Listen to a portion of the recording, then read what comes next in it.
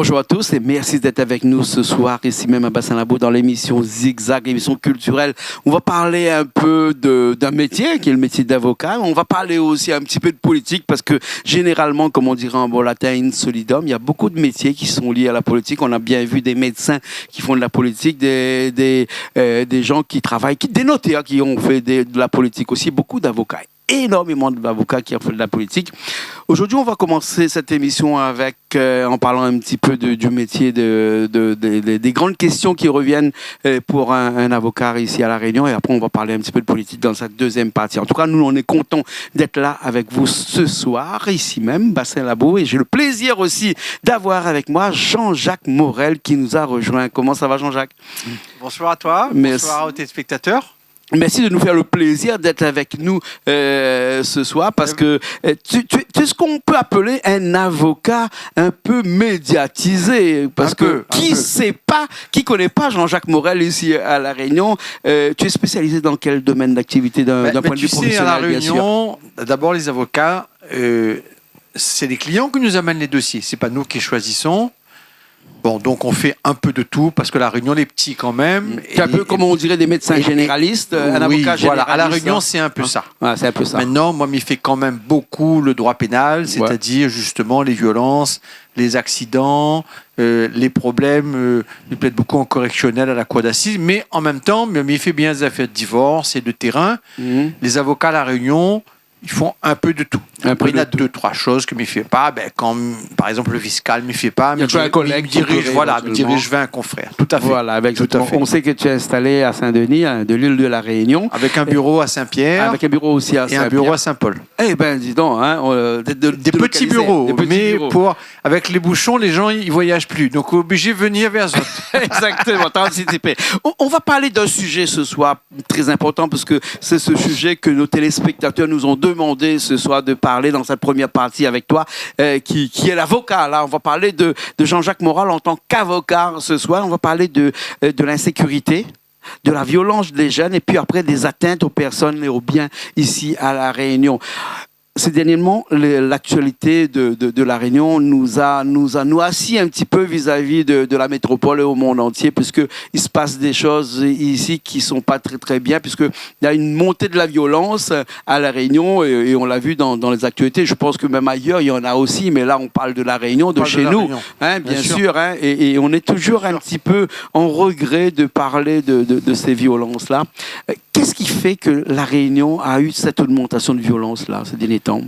Bon, d'abord, tu l'as dit, Jean-Claude, c'est un phénomène qui ne concerne pas que La Réunion, et dans nos sociétés, dans le monde entier, et en France et en Europe notamment, eh bien, il y a une montée de la violence.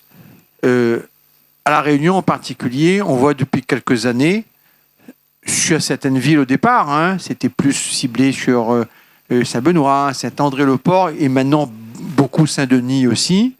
On voit qu'il y a des dérapages et il y a des violences de très jeunes. C'est ça qui est frappant. C'est que les violences très graves sont commises aussi par certains jeunes. Est-ce que quand on parle de jeunes, Jean-Jacques Morel, on peut aussi interpeller les parents, parce que quand c'est des jeunes qui font de la violence, c'est peut-être la responsabilité des parents quand même. C'est un problème d'éducation. C'est un problème d'éducation. Parce que si le papa, à le moment, ne gagne pas vis le mamaï, en tirant un petit peu son oreille, on reste ici ce soir, on a 15 ans, on ne sort pas, et moi, la vu qu'on bâche l'école, mais punit à haut, ça, je pense, c'est important. Et bon, Dieu créole, il savait quand même avoir une forme d'autorité, d'amour, d'affection, mais aussi d'autorité. L'éducation, c'est ça. Et aujourd'hui, ça, c'est complètement, je dirais, dilué, perdu, puisque un parent, il donne une claque à maman, et tout à l'heure, il est embêté, il passe au tribunal. Bien sûr. Alors, Jean-Jacques Morel, là, n'est-ce pas là aussi un petit problème économique, dans la mesure où, quand on sait qu'il y a énormément, il y a un petit peu plus d'une 30% de parents ici, qui sont à la maison tous les jours et qui sont, on va le dire, et qui ne travaillent pas parce qu'ils sont d'un certain âge, ou bien s'ils sont au chômage et ils touchent le RSA, ils restent à la maison tous les jours. Les enfants, ils se disent, mais moi aussi, je reste à la maison, je vais devenir comme eux plus tard, donc j'essaie de faire autre chose et la seule chose que leur reste à faire, c'est de sortir le soir et puis d'aller cambrioler les biens et le matériel des personnes. Alors, oui et non, c'est vrai que le fait de créer des revenus sans travail en face, ça a peut-être modifié dans l'esprit des jeunes le lien entre l'activité, l'effort et le revenu, puisque le revenu arrive même si on n'est pas au travail, encore que souvent le créole, quand il touche un RSA, s'il peut battre la clé, il va quand même se lever tôt le matin, il est courageux pour travailler. Pour une partie, il y a une autre partie. Pour une partie. Donc il y a la notion de travail qui a été dévalorisée. Et le travail, c'est la dignité, Jean-Claude. Ça, c'est vrai que tu as tout à fait raison. Ça participe à un modèle de société qui fonctionne, je dirais, en boitant. Ouais. Mais je crois aussi que quand même pour les parents qui ne travaillent pas, ils sont capables, pour un certain nombre d'entre eux, d'avoir une éducation pour leurs enfants. Mais quand les parents ne sont plus là, famille monoparentale, ça pose problème, parce que la maman se retrouve tout seule, et la famille de la société réunionnaise est souvent matriarcale, et elle peut être dépassée. Ouais. Et puis, tu as évidemment un certain nombre de jeunes ici, qui sont lâchés à La Réunion sans les parents, notamment parce qu'ils proviennent de Mayotte. On les met chez une tati, avec un petit matelas pour dormir, parce que la situation est très difficile là-bas. Et moi, je pense souvent à nos amis mahorais, on en a beaucoup, et toi et moi. Et, eh bien, le jeune, il est déstructuré, il n'a plus de modèle, et il va rentrer dans des bandes avec une violence sans limite. Bien sûr. Et ça, c'est en train de d'éteindre chez la société réunionnaise, qui est une société calme à l'origine. Bien sûr. Toi qui es avocat, qu'est-ce qu'on peut dire de cette loi ou de cette proposition de loi qui vise à pénaliser les parents, peut-être en enlevant les prestations sociales, les allocations familiales par exemple, parce que les enfants ont commis tel ou tel délit? Alors, moi je suis favorable à cette mesure parce que ça responsabilise les parents. Ça doit se faire sous le contrôle des assistantes sociales pour moduler. Et si on sent que il y a un enfant qui revient dans le système, des parents qui assument, qui acceptent de faire face aux bêtises qui ont été faites par des enfants, notamment en remboursant ce qui a été cassé, brisé, brûlé, je pense qu'il faut aller avec mesure, mais je pense que c'est une mesure forte qui devra être appliquée si on veut essayer de rétablir un peu d'ordre dans cette société. La deuxième chose, c'est que la responsabilité pénale aujourd'hui est à 18 ans. Il faut la baisser à 16 ans. À 16 ans. Pour qu'on puisse être plus ferme. Ça ne veut pas dire forcément envoyer tout le monde en prison. C'est pas ça. La prison, c'est pas l'idéal. Mais ça veut dire pouvoir être sur un modèle de répression qui est plus conforme à l'évolution, parce qu'aujourd'hui, c'est Giscard d'Estaing qui avait abaissé de 21 ans à 18 ans la majorité. Ouais. Aujourd'hui... C'est Giscard d'Estaing aussi qui a enlevé l'armée, l'obligation de faire son service militaire. C'est Chirac, juste avant. Bon, c'était de la continuité quand même. Mais ce que je veux dire, c'est que l'éducation, l'autorité, aujourd'hui tu as une perte d'autorité. Quand tu vois qu'on s'en prend à des sapeurs-pompiers qui viennent secourir, à des ambulanciers, des médecins, ou des policiers. Des policiers, mais pire encore, des pompiers qui viennent aider, secourir, sauver. Ou des policiers qui se font caillasser, qui se font violenter, des véhicules brûlés.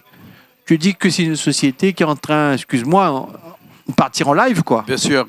Et là, évidemment, l'État ne joue plus son rôle parce que la première des libertés, c'est la sécurité pour les familles tranquilles d'aller et de venir. Jean-Jacques, est-ce que tu parles de l'État, mais est-ce qu'on ne va pas parler plutôt de ces juges qui peut-être ne font pas ce qu'il faut pour mettre en application des règles et des sanctions, parce qu'on a entendu, je vais te dire quelque chose que j'ai entendu de la bouche d'un policier qui a dit que beaucoup de policiers disent que cela ne sert à rien d'arrêter les délinquants le soir, parce que ceux qui brûlent les poubelles, etc., on les retrouve lendemain soir en train de rebrûler les mêmes poubelles qu'ils ont brûlées la veille.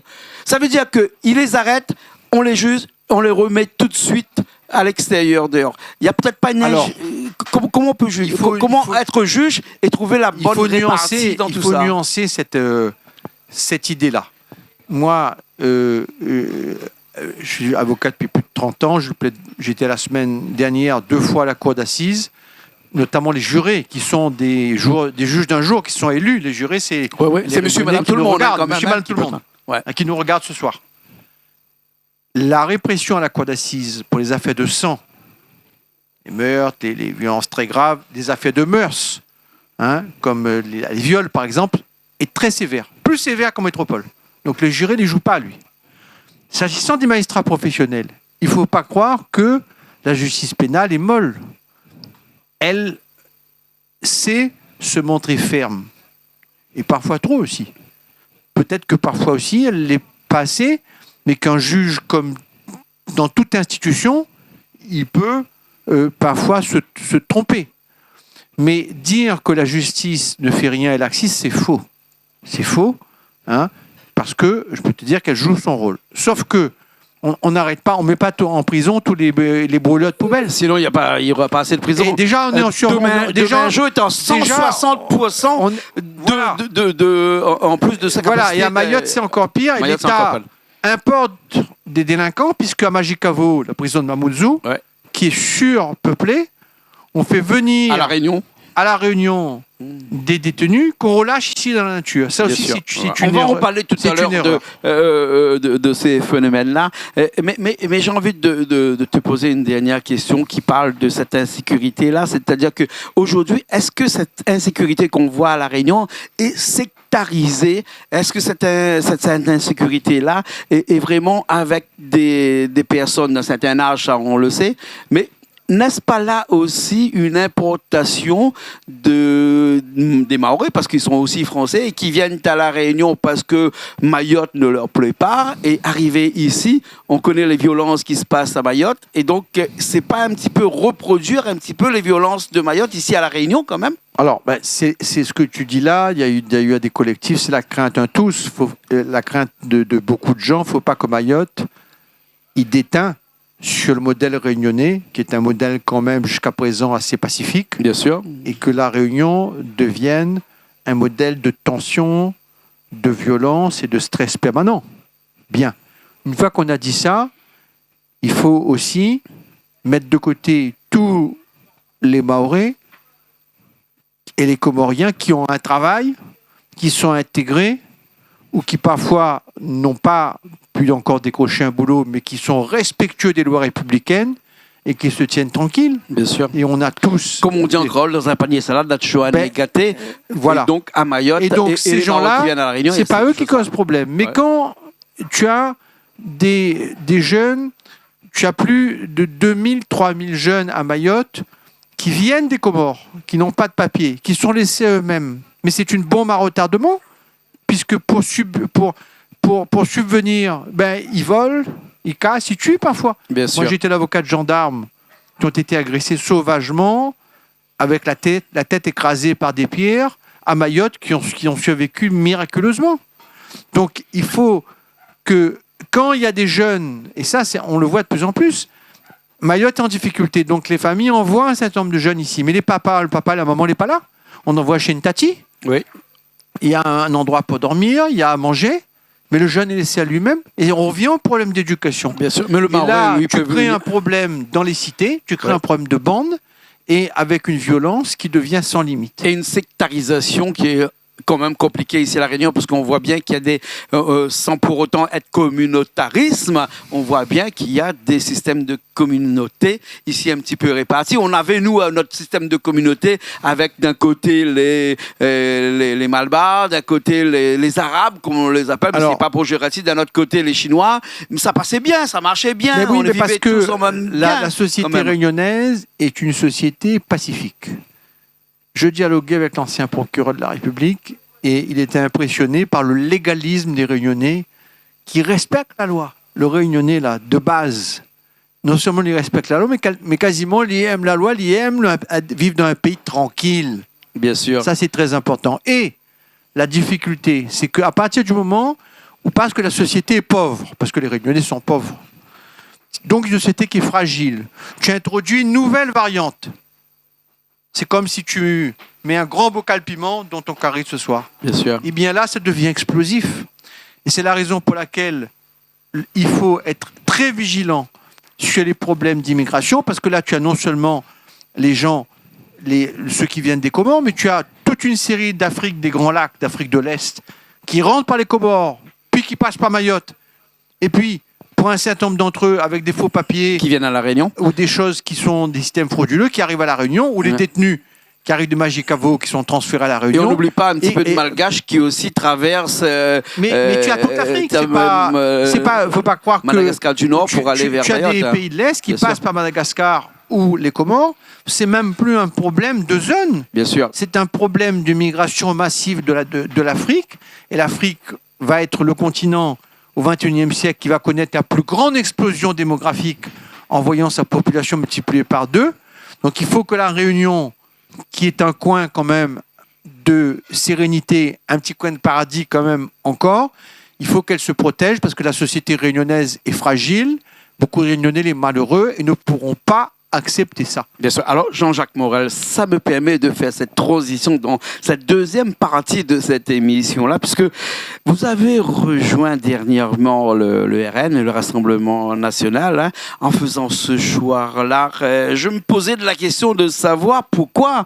Vous avez dit dans quelques interviews que j'ai écoutées qu'il n'y a plus de droite à La Réunion, il n'y a plus de gauche à La Réunion, tant qu'à faire, il vaut mieux d'aller dans un extrême de l'autre ou de l'autre. Vous avez fait le choix de la droite puisque vous êtes droite depuis des années que je vous connais. Toujours été de la droite. Toujours. Alors, le RN, bon, c'est quand même un petit peu l'extrême droite, hein, mais qu'est-ce qui fait que vous avez choisi l'extrême droite? Est-ce que c'est pas quelque part avoir basé un petit peu votre choix sur le bon cheval qui va remporter le dernier PMU ici, parce que on a les élections européennes qui arrivent là, en juin, mais on n'a pas que ça, on a aussi en 2027 le présidentiel aussi.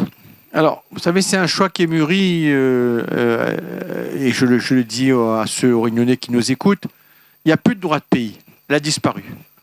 Il n'y a plus de droite pays, puisque vous avez dit qu'il n'y a plus de droite, il n'y a plus de gauche. Alors, mais je viendrai sur la gauche d'un instant, puisqu'il y a un tiers des adhérents au RN qui viennent de la gauche, et un tiers de la droite. Un tiers. Hein.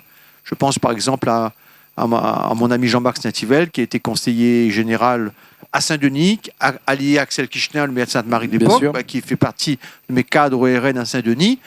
C'est un homme de gauche. Je pense à Edith Nalem, qui est une ancienne adjointe au maire de Saint-Denis à l'époque de Tabaya, qui m'a rejoint. Qui m'a appelé, elle me dit Jean-Jacques, je te rejoins. Donc tu as un tiers des gens qui viennent de la gauche.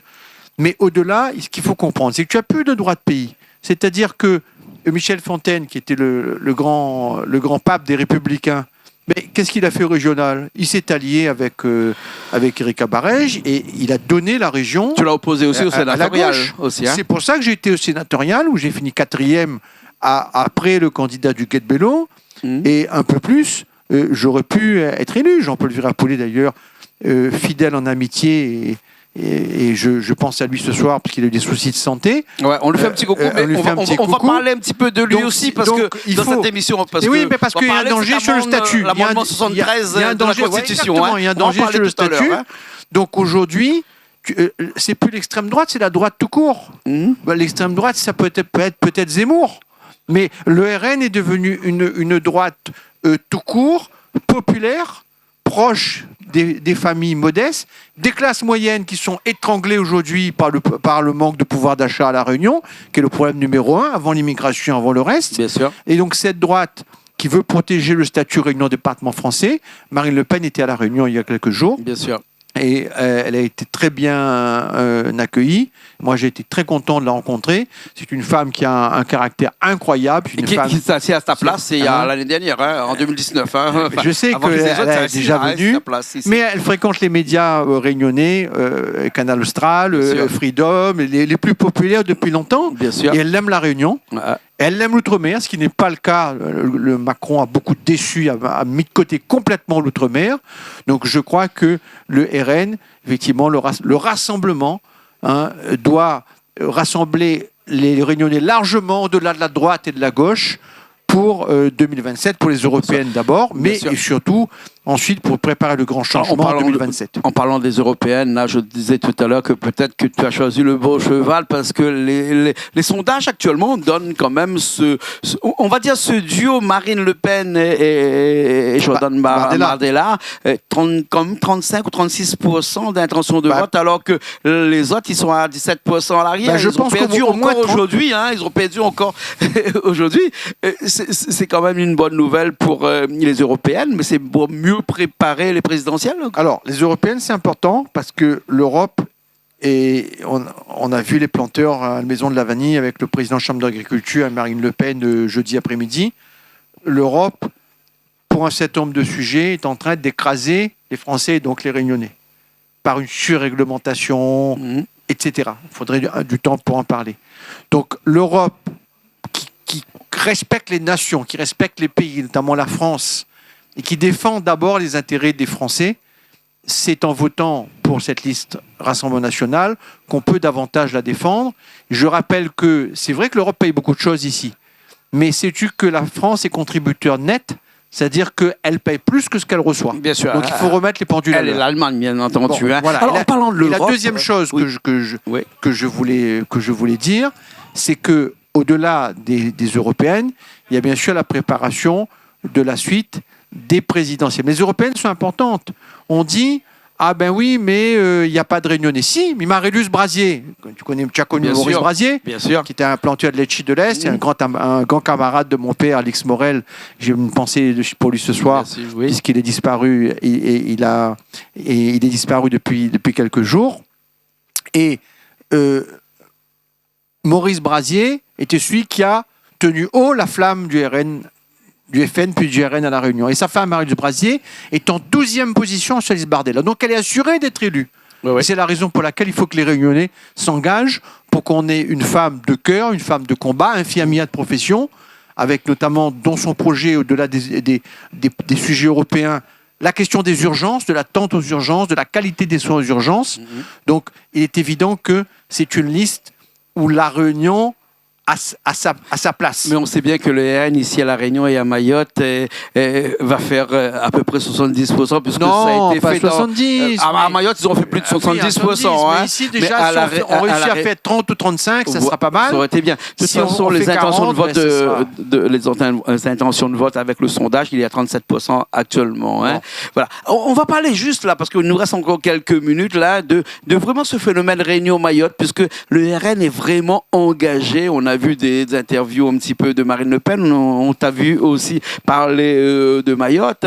Marine Le Pen, dans son voyage la semaine dernière, disait que il faut pas laisser les Comoriens entrer sur Mayotte, parce que de toute façon, après on sait ce que ça fait. De toute façon, ils viennent à La Réunion après, ou bien sinon, ils multiplient la population de Mayotte par 2. Parce qu'actuellement, la population de Mayotte est à 350 000 habitants. Ça, tu as qui sont à 600 000 une personne avec un légal français ou avec un titre de séjour, et tu as la moitié qui sont des clandestins. C'est ça les chiffres à Mayotte. Voilà.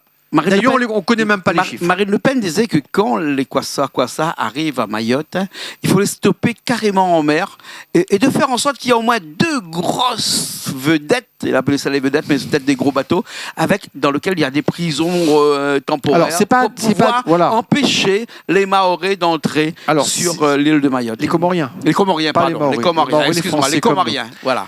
Alors, la proposition est intéressante parce qu'il s'agit aujourd'hui, tu as ce qui s'appelle un CRA, un centre de rétention administrative, qui est à Mayotte.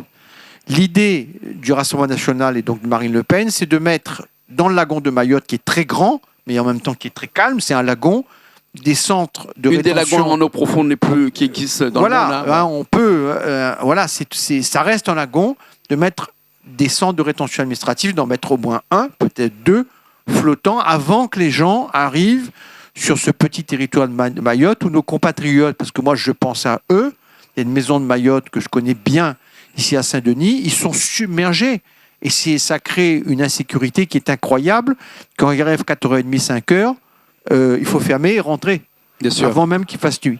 Donc de créer des CRA flottants pour faire les contrôles à ce niveau-là, un petit peu comme ça se fait aux frontières de l'Europe avec la Grèce, où autour de l'Union européenne, il y a des centres de rétention.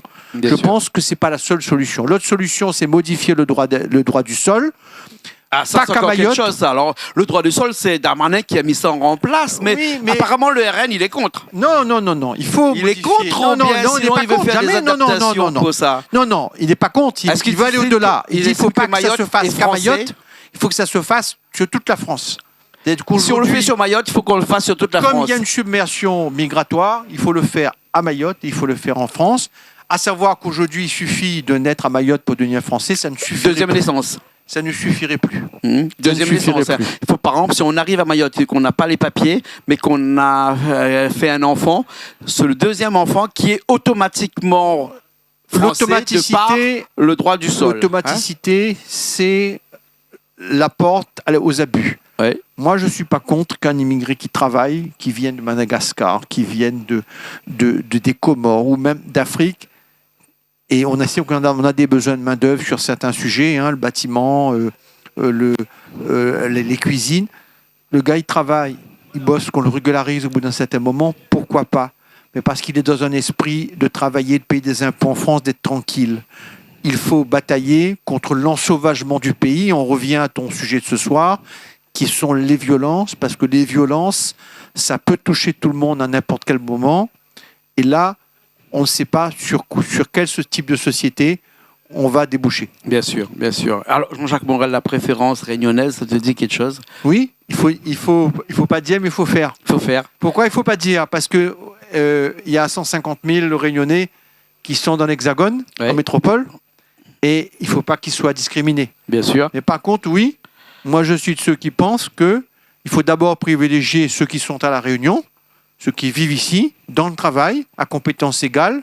Eh bien oui, le créole d'abord. Pourquoi c'est honteux de dire ça? Non. Que nous donne la place, la fierté réunionnaise, cette fierté créole, ce drapeau bleu, blanc, rouge, mais aussi de dire nous les créoles avant tout. Il n'y a pas une fierté corps? Bien sûr. Eh bien, nous mettre sur la table notre fierté réunionnaise, et toi, à Canal Austral, eh bien, tu es un des, Mais Jean-Jacques, un sans des faire la- artisans de cette fierté réunionnaise. Sans faire l'avocat du diable, cette fierté réunionnaise passe aussi par un pouvoir d'achat que les Réunionnais ils ont, par une économie qui fonctionne bien. Est-ce que quelque part cette économie-là fonctionne parce que ici on a encore à peu près 90 000 foyers qui sont dans ce qu'on peut appeler la surrémunération des fonctionnaires, pour lequel vous êtes d'accord et que vous avez milité pour faire en sorte que ça existe Alors, encore et ça existe toujours? C'est pas moi je suis pas de cette génération-là. C'est après-guerre, en 46, quand la Réunion est devenu département français. Mais là, il y avait un besoin. Il y avait un besoin, les fonctionnaires ne voulaient pas venir à La Réunion. Pourquoi? Parce qu'il y avait le paludisme, c'était loin, il fallait venir en bateau, hein, un mois de bateau, hein, il y avait des problèmes sanitaires, etc. Donc ça a été institué. En France, ce qui est acquis est acquis. Hein, c'est un sociologue qui s'appelle De Closet qui disait en France, ce qui est acquis est acquis. Donc c'est pas facile de revenir. C'est d'autant moins facile qu'il y a vraiment un coût de la vie qui est supérieur. Hein, on ne peut pas dire qu'on part un pot de yaourt entre ici à La Réunion et entre acheter dans une grande surface à Lyon ou à Marseille. Bien sûr, bien Bon. sûr. Donc ça se justifie, et je pense que ça serait appauvrir La Réunion que de retirer ça. D'un point de vue économique, il est mieux qu'il y a de l'argent qui rentre que de l'argent Ça qui signifie part pas ou qui que n'existe plus. beaucoup de classes moyennes, et notamment aussi de gens au SMIC, qui s'en sortent pas. Donc le pouvoir d'achat, c'est le problème numéro un, parce qu'aujourd'hui, notez déjà, nous, les chers à La Réunion, Ouais. mais là, avec toutes les crises qu'il y a eu, hein, le Covid notamment, eh bien, les cyclones, allez, bazar, un kilo de tomates à 10 euros, hein, les oignons... Les oignons à 12, les oignons n'a plus. actuellement. Les oignons n'a plus. Selon la pluie, N'a plus. on trouve c'est 12 N'a plus. Et euros. Hein. Voilà. Bon, Donc, on va pas faire ce que, Mais- ce que les autres ont dit depuis quelques temps, là, ces jours-ci, qu'il faut fédérer les agriculteurs pour pouvoir avoir un prix linéaire toute l'année, chose qui est complètement utopique, Non, d'ailleurs. c'est pas On peut possible. dire, c'est pas possible. C'est Ici, pas on a possible. les aléas de la météo, on a les aléas des bateaux qui rentrent ou qui ne rentrent pas, ou d'une grève dans le pays d'origine de là où on ramène les oignons. C'est quand même utopique, mais quand même, on est un petit peu sur la corde raide, quand même, quelque part, Alors, avec tous ces la lutte fluctuations contre le de pouvoir prix. d'achat, c'est le programme numéro 1 du Rassemblement national, avec une lutte contre l'octroi de mer. Ça ne veut pas dire qu'il faut supprimer, mais ça veut dire qu'on ne fabrique pas d'auto à La Réunion. Pourquoi on met de l'octroi de mer sur les voitures? Ouais. Par contre, on marche sur la tête quand même avec l'octroi de la mer. production locale, il faut protéger. Voilà. Sauf que si, et c'est Johnny Payette, le maire de la Plaine, qui est mon collègue au RN, me dit, Jean-Jacques, on a une perte de recettes. Mais si l'État compense, avec les dotations, avec la dotation de l'État français, il ne faut pas que les communes perdent, parce que les communes, les pauvres, Johnny fait un travail extraordinaire à la Plaine, mais parce qu'il y a les fonds européens, les fonds français. Donc si on retire l'octroi de mer, il faut que l'État français... Est-ce qu'on ne va pas mettre la TVA réduite qui est à 8% ici, on va passer à 20%? C'est aux députés réunionnais, c'est aux députés réunionnais de se battre pour pas que ça soit le cas. J'ajoute qu'il y a un deuxième problème, c'est qu'il y a les marges des très grands groupes alimentaires qui gagnent des sommes folles et que ça aussi, il faudrait que ces groupes, qui sont très peu nombreux, il n'y a pas beaucoup de concurrence, mettent de l'eau dans leur vin parce qu'il y a des marges excessives. Donc oui, il faut se battre pour faire en sorte que les familles réunionnaises ne soient plus prises à la gorge. Et vraiment, si le RN demain est en tête au niveau européen et en 2027 à la présidentielle, vous allez vous battre pour les monopoles ici à La Réunion? Moi, je considère que permettre aux familles réunionnaises, aux plus pauvres, bien sûr, mais également aux classes moyennes, qui sont les grandes perdantes depuis ces dernières années. Elles se lèvent tôt le matin, elles déposent les enfants à l'école, ils rentrent tard le soir avec les bouchons, mais elles n'ont droit à rien. Et elles travaillent dur.